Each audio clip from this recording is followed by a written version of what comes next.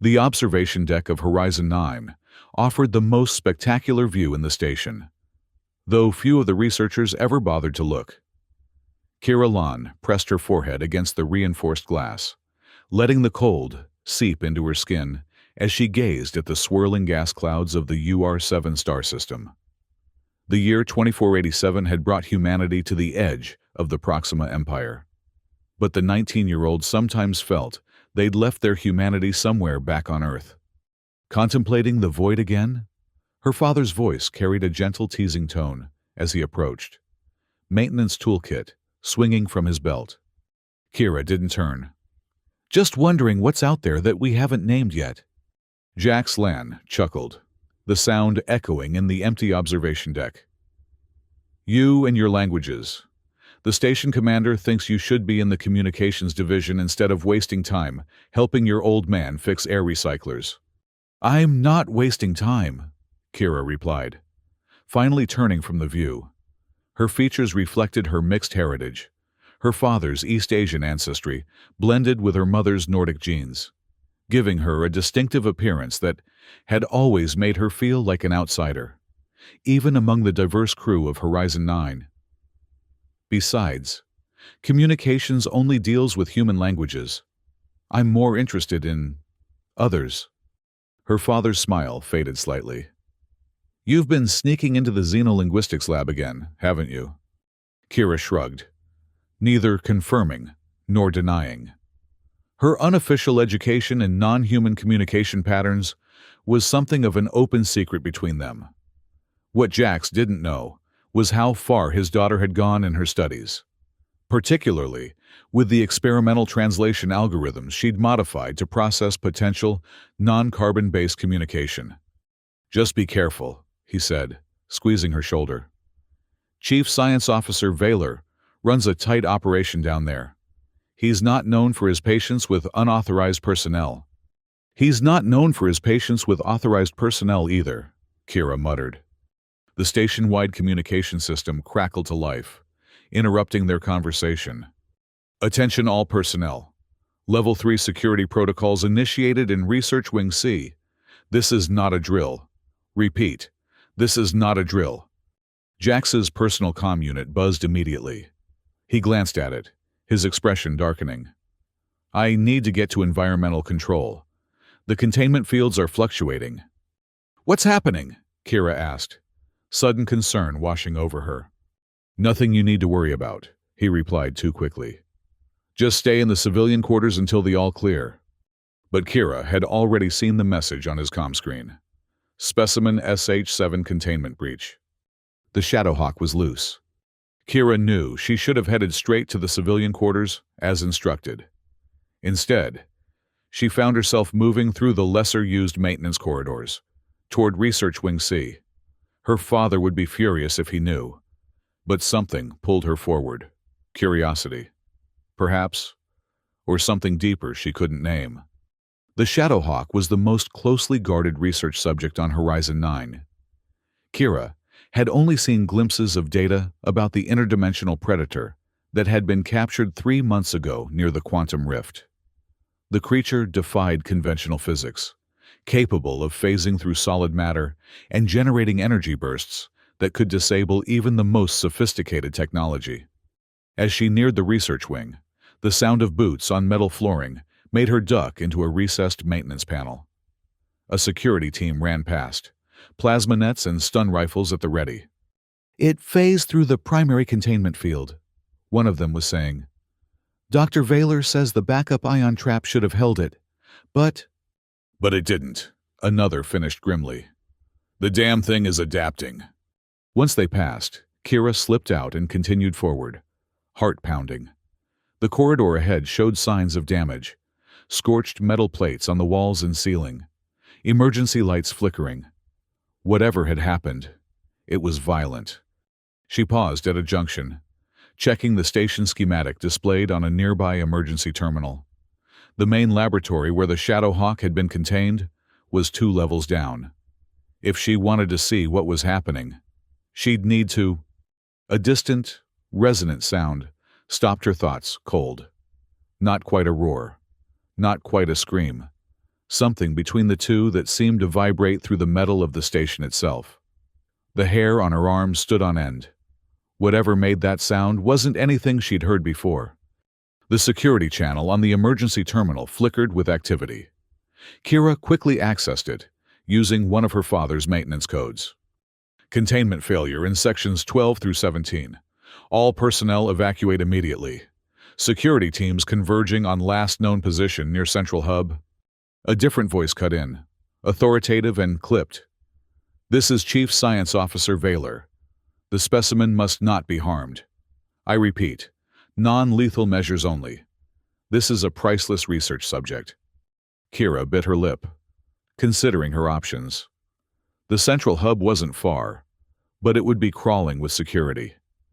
However, she knew another way, through the ventilation system that her father had been repairing last week. It would be tight, but she could make it. Decision made. She hurried to the nearest maintenance access and pulled herself into the ventilation shaft. The metal was cold against her palms as she crawled through the narrow space. Distant alarms echoed through the shafts, accompanied by the occasional announcement ordering all non-essential personnel to remain in secure areas. Kira pushed forward, guided by her mental map of the station's layout. She paused at a junction, orienting herself. The central hub should be just ahead. A faint, blue glow emanated from one of the vents below, the ion containment field they were trying to establish. Carefully, she positioned herself above the vent cover and peered down. The scene below was chaos. Security personnel had formed a perimeter around a shimmering blue energy field that pulsed with unstable light. Within the field, something moved, a shape that seemed to bend the light around it, never quite visible in its entirety. Shadows stretched where there should be none, forming wing-like appendages that lashed against the energy barrier. Dr. Vaylor stood behind a portable control console, his tall, gaunt frame bent over the displays. "Increase power to the northern quadrant," he ordered. "It's probing for weaknesses." A security officer approached him. "Sir, we should evacuate this section. If that field fails—" "It won't fail," Vaylor snapped. "This creature is the most significant discovery in the history of xenobiology. I will not abandon it because you lack the courage to do your job. Lieutenant." The officer stiffened, but backed away. Kira frowned. Vaylor's obsession with the Shadowhawk was well known among the station's staff, but this seemed excessive even for him. The creature within the field suddenly went still. The shadows coalesced into a more defined shape, something like a massive bird of prey, but with proportions that seemed wrong, as if parts of it existed in dimensions the human eye couldn't process. Its head, if that's what it was, turned slowly, scanning the room. Then it looked up, directly at the vent where Kira was hiding. She jerked back instinctively, heart hammering in her chest. Had it seen her? How could it know she was there? A piercing sound cut through the air, that same not-quite roar from before, but louder, more focused. The ventilation shaft vibrated with the force of it. "What's it doing?" someone below shouted. "Energy readings are spiking," another voice called out. "The field can't hold it if it keeps—" The blue light intensified to blinding brightness, then winked out with a thunderous crack. Shouts of alarm rose from the hub, followed by the distinctive whine of plasma weapons charging. "Hold your fire," Vaylor commanded. "Where did it go?" Kira didn't wait to hear more. She scrambled backward through the shaft, suddenly desperate to put distance between herself and whatever had just happened. The creature had looked at her, had seen her, and something in that moment had felt like a connection she couldn't explain. She had almost reached the access point when a shadow fell across the shaft ahead of her. The metal walls around her grew cold, frost forming in delicate patterns on the surface. Kira froze, her breath coming in visible puffs in the suddenly frigid air. Something was in the ventilation system with her. The darkness ahead seemed to deepen, to take on substance and form. Kira remained perfectly still, fear keeping her immobilized as the shadow coalesced. The temperature dropped further, and the metal beneath her palms became painful to touch. Then, as suddenly as it had appeared, the shadow receded, flowing away through a junction in the shaft. The temperature began to normalize, the frost slowly melting from the metal surfaces. Kira released the breath she'd been holding, her heart pounding so hard she felt lightheaded. The creature had been right there, could have attacked her, but instead, it had moved on, almost as if it had been looking for something else. She waited several minutes to ensure it was truly gone before continuing to the access point and slipping out into an empty corridor. The station's alarm system had been silenced, but the emergency lights still pulsed, bathing everything in rhythmic red glow. Her personal comm unit buzzed. Her father, no doubt worried about her whereabouts. She quickly sent him a message confirming she was safe in the civilian quarters, a lie that made her stomach twist with guilt. But she couldn't tell him what she'd seen, what she'd felt in that moment when the Shadowhawk had looked at her. Something was happening on Horizon 9, something more complex than a simple containment breach. And somehow, Kira felt certain she was meant to understand it. The next morning, Kira helped her father with routine maintenance in the auxiliary power systems. The station had returned to normal operations, though security patrols had doubled in frequency. According to the official announcement, an experimental energy field had malfunctioned, causing minor damage to research equipment. No mention was made of the Shadowhawk. "You're distracted today," Jax noted, as Kira handed him the wrong tool for the third time. "Didn't sleep well?" "Just thinking," she replied vaguely. In truth, she'd barely slept at all, her mind replaying the moment in the ventilation shaft when the creature had been so close she could feel the cold emanating from its presence. Her father gave her a searching look but didn't press the issue. "Well, think faster. We need to finish this section before lunch." As they worked, Kira noticed a pattern in the maintenance logs, power fluctuations in specific sections of the station, always in a circular pattern moving outward from Research Wing C. She pointed this out to her father. "Probably after effects from yesterday's incident," he said dismissively. But Kira could tell he was troubled by the pattern as well. By midday, they'd completed their assigned tasks, and Jax headed off to report to his supervisor. Kira took the opportunity to slip away to one of the Science Division's public terminals. Using her student access credentials, she searched for any information on interdimensional entities. Most of the results were theoretical papers on quantum physics and speculative xenobiology. Nothing concrete about the Shadowhawk specifically. But one article caught her attention. A study on non-verbal communication patterns in non-carbon-based life forms. The author theorized that such entities might perceive reality in ways fundamentally different from humans, potentially experiencing time, space, and identity as fluid concepts rather than fixed states. The article mentioned experiments with sound frequencies that seemed to elicit responses from quantum unstable matter. Certain harmonic patterns could temporarily stabilize fluctuations in interdimensional particles, creating a bridge between different states of existence. Kira downloaded the article to her personal device, just as her comm unit buzzed with an incoming message. To her surprise, it was from Mara Chen, a junior security officer she'd occasionally spoken with in the station's recreation area. "Lon, strange things happening in security. Cameras showing phantom movement in sealed areas. Systems reconfiguring without authorization. Thought your tech skills might help? Meet me at Checkpoint 7C after your shift?" Kira hesitated. Getting involved with security matters was risky, especially given her unauthorized excursion yesterday. But curiosity won out, and she sent back a quick affirmative. Checkpoint 7C was a quiet security station, monitoring a seldom-used corridor connecting the research wing to the cargo bays. When Kira arrived, Mara was alone, reviewing footage on multiple screens. "Thanks for coming," Mara said without looking up. She was compact and efficient in her movements, her security uniform immaculate. "This stays between us, understood?" Kira nodded. What am I looking at? Mara tapped a sequence on the console, bringing up surveillance footage from various parts of the station. Watch these timestamps: 0300, 0317, 0342. Different cameras, different sections. Kira leaned closer. At first, she saw nothing unusual, just empty corridors and quiet laboratories. Then she noticed it, a momentary distortion in the image, like a heat haze passing in front of the lens.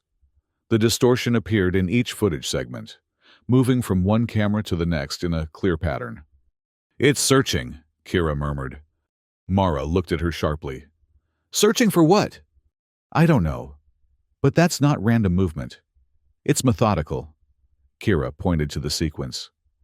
It's checking camera locations, sensor modules, data nodes. It's mapping our surveillance system, Mara concluded grimly. The question is why? A different screen lit up with an incoming notification. Mara checked it and frowned. Supply ship to Strider requesting emergency docking clearance. That's not on the schedule. They watched as the docking authorization was processed by the automated system. The Destrider's manifest appeared on screen: standard supplies, replacement parts, and one unmarked container with high priority designation. No shipping details, Mara noted. Just an authorization code from Proxima Command. Something about this felt wrong to Kira. The timing, the secrecy, the connection to the Shadowhawk's unusual behavior. Can you access the cargo bay cameras? She asked. Mara nodded, bringing up the feed just as the Destrider completed docking procedures. They watched as automated systems unloaded the supplies, ending with the unmarked container, a sealed unit approximately 2 meters long with biohazard markings. I need to report this, Mara said, reaching for her comm unit. Kira put a hand on her arm. Wait, let me check something first. She accessed the terminal, using the skills she'd learned from years of watching her father bypass security protocols for maintenance purposes. Within minutes, she'd found the classified communication that had accompanied the container's authorization. Emergency containment protocol initiated, she read aloud. Specimen SH-7B to be transferred to Horizon 9 for immediate stasis. Extreme caution advised. Mara's expression hardened. Another one? They brought another one of those things here without warning us? The station's communication system suddenly crackled to life. Security alert. Unauthorized access detected in Cargo Bay 3. All available personnel respond immediately. Mara stood, automatically checking her sidearm. That's where the Destrider docked. We need to get there, Kira said urgently. Now. They moved quickly through the corridors. Mara's security credentials, giving them access to the most direct route. As they approached Cargo Bay 3, they could hear shouting and the distinctive whine of plasma weapons discharging. The bay doors were sealed, but a security override panel glowed red beside them. Mara placed her palm on the scanner, and the doors slid open just enough for them to slip through. Inside was chaos. Security personnel had formed a defensive perimeter around the unmarked container, which now lay broken open, its contents gone. On the far side of the bay, the Shadowhawk, or what Kira assumed was the Shadowhawk, hovered near the ceiling, its form shifting between solid and shadow as plasma bolts passed harmlessly through it. Dr. Vaylor stood behind the security line, shouting orders. Contain it! Don't let it leave with the specimen! The creature moved with impossible speed, darting between the security officers and the broken container. It paused, its form solidifying momentarily into the raptor-like shape Kira had glimpsed before. A low, resonant sound emanated from it, not the angry roar from yesterday, but something that sounded almost plaintive. And in that moment, Kira understood. Without thinking, she stepped forward, away from Mara's protective stance. Kira, no! Mara hissed, reaching for her.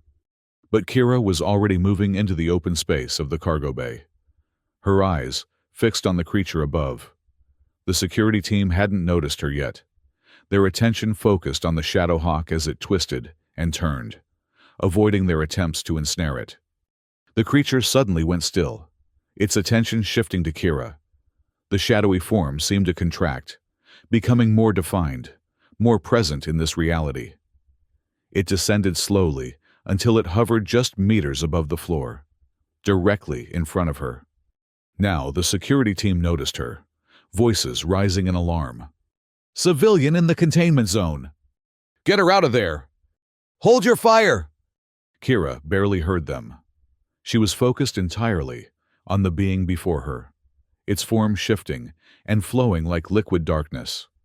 In her mind, she recalled the article on nonverbal communication with non-carbon lifeforms, the theory that harmonic patterns could create a bridge between different states of existence. Taking a deep breath, she began to vocalize, not words, but sounds that felt right, that seemed to resonate with the shifting patterns of the creature's form. Low, throaty tones that vibrated in her chest, rising to higher pitches that made the air between them shimmer. The Shadowhawk remained perfectly still, its form stabilizing further.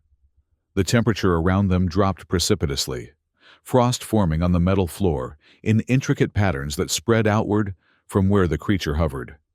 Behind her, she could hear Vaylor's voice, urgent and strained. "What is she doing?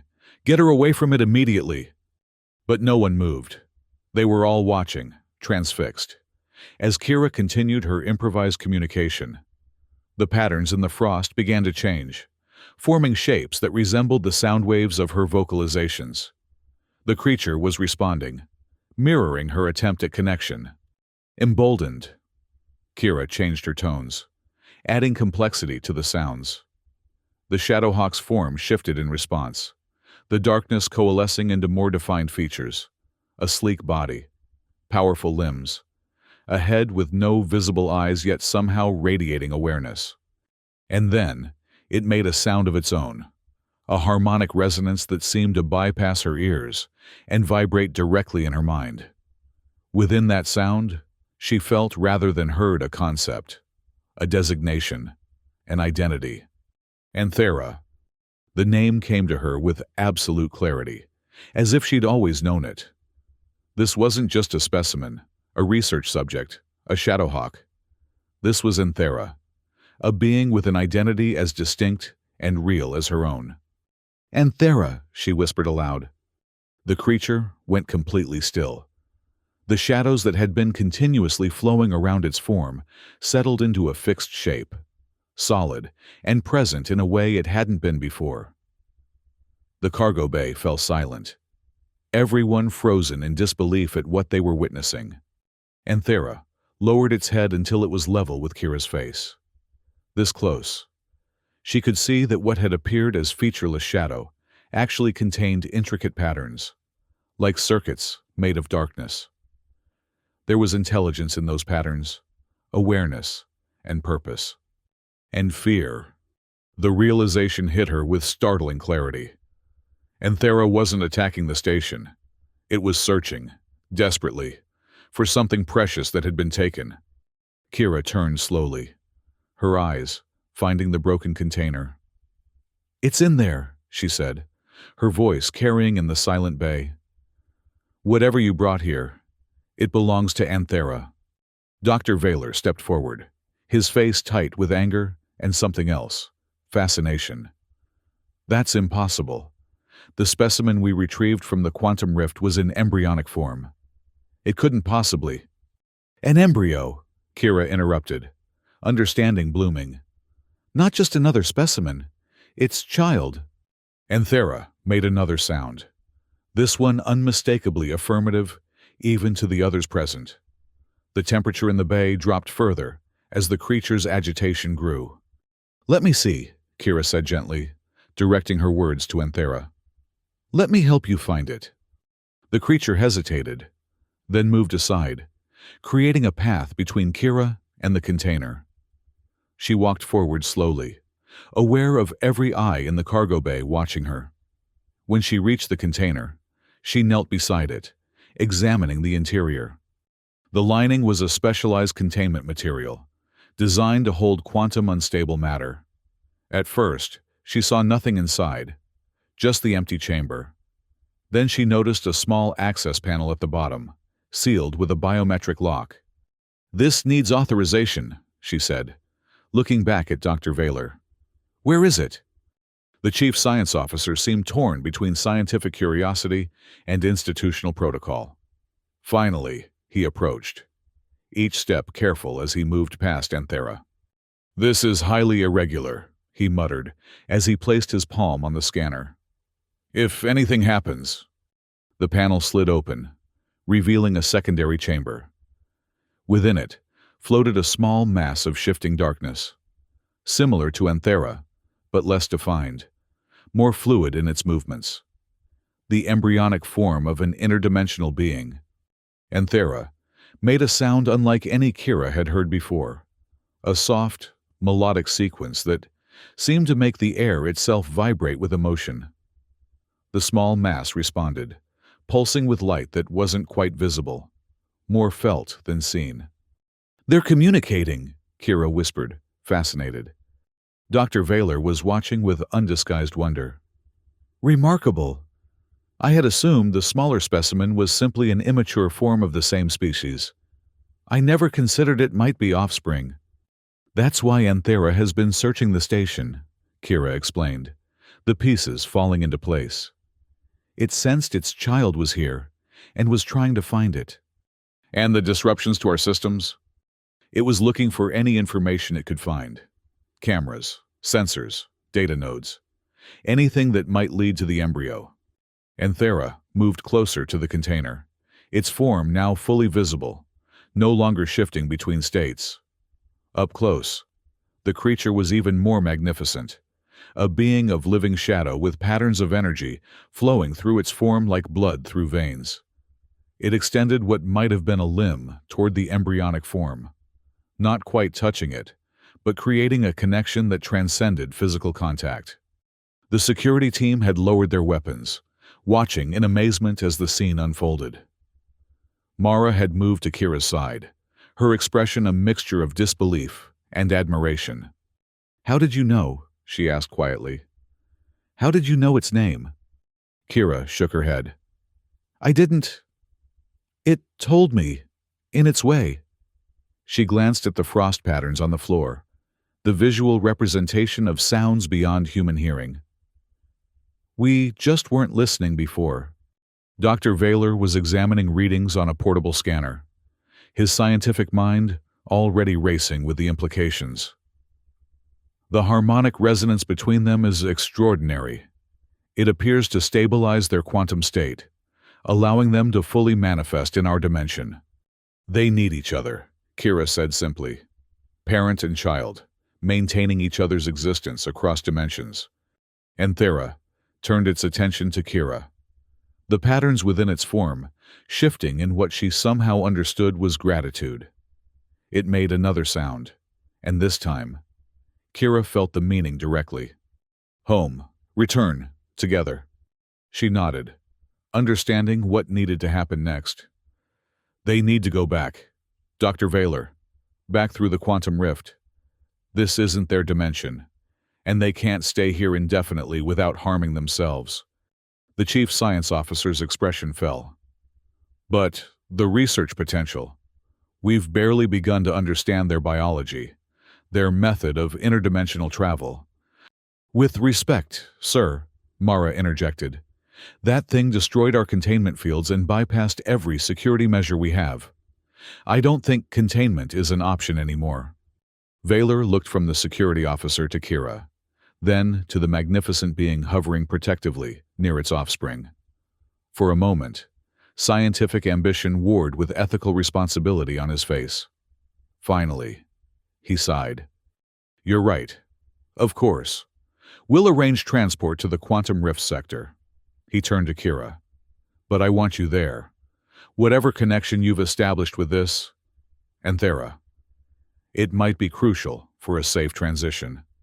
Kira nodded, relief washing over her. "Thank you." Anthera made another sound, and Kira felt its meaning, gratitude, and something more, an invitation, an offering of knowledge freely given rather than taken.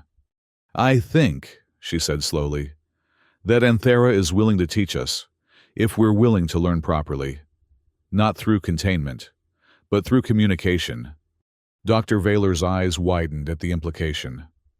A cooperative research relationship with an interdimensional species? That would be unprecedented. So is talking to one, Mara pointed out dryly. The journey to the quantum rift sector took 3 days aboard a specialized research vessel. Anthera and its offspring were provided with a modified cargo hold where the temperature could be maintained at the frigid levels they seemed to prefer. Kira spent most of her time there, continuing to develop their rudimentary communication. Her father had been shocked when she'd told him she was joining the mission, but also proud in a way that made her heart swell. "Always knew you were meant for more than fixing air recyclers," he'd said, hugging her goodbye. Dr. Vaylor had assembled a small team of specialists, xenolinguists, quantum physicists, and xenobiologists, all eager to learn from the unprecedented opportunity. To his credit, the chief science officer had embraced the new approach fully, his scientific curiosity overcoming his initial controlling instincts. Mara had volunteered to head the security detail, though her role had evolved into something more like a cultural liaison, helping the science team understand the security implications of their interactions with Anthera. As the ship approached the quantum rift, a shimmering tear in space where reality itself seemed to thin, Kira stood in the observation room with Anthera, watching the phenomenon grow larger on the view screen.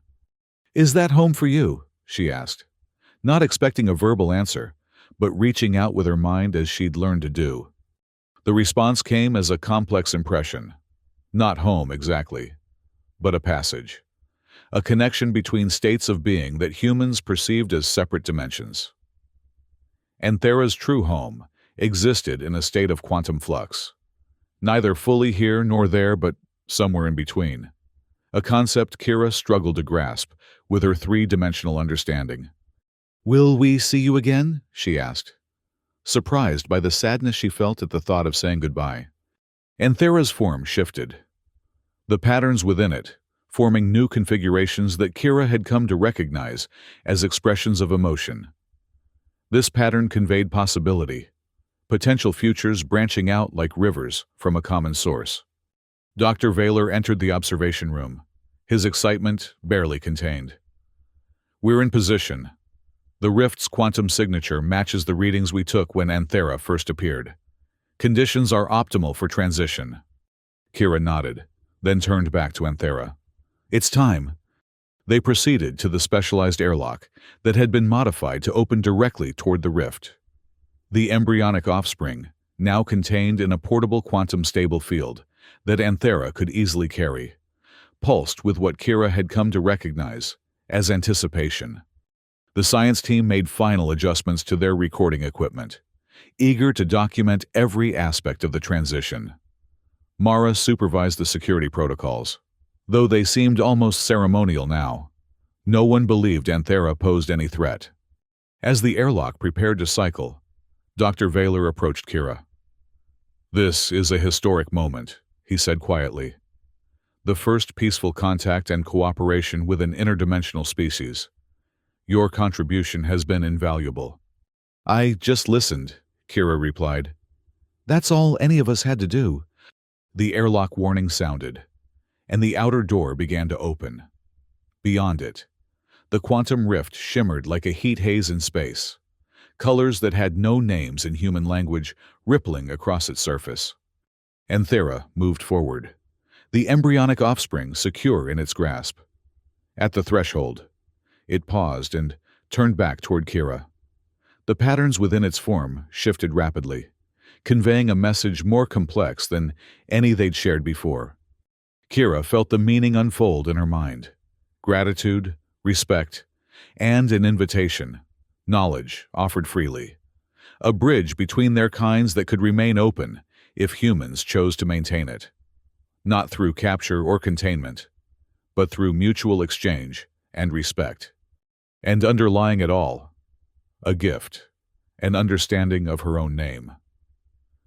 Kira, as Anthera perceived it, not just a sound or designation, but a pattern of existence unique in all dimensions. A quantum signature as distinct as a fingerprint, yet as vast as a galaxy. "I understand," she whispered, tears forming in her eyes. "Safe journey, Anthera." The magnificent being inclined what passed for its head, then turned and moved through the airlock into the space beyond. As it approached the rift, its form began to change, becoming less solid, more integrated with the quantum fluctuations of the rift itself. The embryonic offspring pulsed with light, its form also shifting. For a moment, they seemed to pause at the very edge of the rift, two beings of shadow and light poised between dimensions. Then, in a display that left everyone in the observation room breathless, they transformed, expanding into patterns of energy that rippled across the surface of the rift before being absorbed into it, leaving behind a brief afterimage, like a stellar corona. And they were gone. The science team erupted in excited chatter, comparing readings and observations. Dr. Vaylor was already dictating notes for his report, his voice animated with scientific passion. Mara stood quietly beside Kira, watching the now calm rift. "So," the security officer said finally, "what happens now?" Kira touched the frost patterns that Anthera had left on the observation window. Intricate whorls that contained information she was only beginning to understand. "Now, we learn to listen better, to all the voices in the universe, not just the ones that speak our language." 6 months later, Horizon 9 had been transformed. What had once been containment facilities for captured specimens were now communication chambers, designed to facilitate interaction with various non-human entities. The station had been officially redesignated as the Interspecies Communication and Conservation Center, with funding that dwarfed its previous research budget. Kira, now head of the Interdimensional Linguistics Division, stood in the newly constructed Quantum Harmonics Laboratory, reviewing the latest data from the Rift monitoring stations. Since Anthera's departure, 3 more interdimensional entities had made contact through the Rift, each responding to the communication protocols Kira had developed based on her experience. "The ambassador from Proxima Command is waiting in the conference room," her assistant informed her. "Dr. Vaylor suggests you bring the latest harmonic translations." Kira nodded, gathering her materials. The Proxima Empire's sudden interest in peaceful communication with interdimensional beings represented a significant shift in policy, one she was determined to encourage. As she made her way to the conference room, she passed the memorial wall where an image of Anthera had been inscribed, along with the frost patterns that had become the foundation of their interdimensional translation matrix. Beneath it was a simple phrase that had become the center's motto: "The name is the key that opens the door to understanding." Kira paused, placing her hand on the inscription. Somewhere beyond the quantum rift, Anthera and its offspring were thriving in their natural state. And here, because of them, humanity had taken its first real step toward understanding the vast, complex universe they shared with countless other beings. All because someone had finally listened to a whisper in the darkness.